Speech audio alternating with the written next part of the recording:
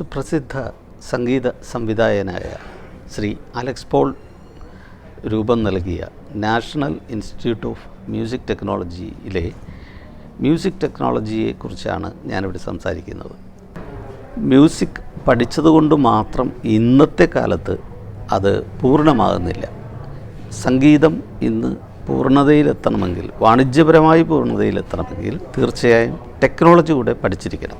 ഇന്ന് പ്രധാനമായും സംഗീതം സോഫ്റ്റ്വെയറുകളിലൂടെയും ഹാർഡ്വെയറുകളിലൂടെയുമാണ് നമ്മുടെ കൈകളിലെത്തുന്നത്. സംഗീതത്തിന് ടെക്നോളജി കൂടിയേ തീരൂ എന്ന് പറയുന്നൊരവസ്ഥയിലാണ് നമ്മളിപ്പോൾ. സംഗീതം പഠിച്ചതുകൊണ്ട് മാത്രം ഇന്ന് ഒരാൾക്ക് സംഗീതം വിപണി ചെയ്യാൻ പറ്റില്ല, അല്ലെങ്കിൽ മാർക്കറ്റ് ചെയ്യാൻ പറ്റില്ല. അതിന് ടെക്നോളജി കൂടിയേ തീരൂ. സോഫ്റ്റ്വെയർ ആയാലും ഹാർഡ്വെയർ ആയാലും ഇതറിഞ്ഞേ പറ്റൂ.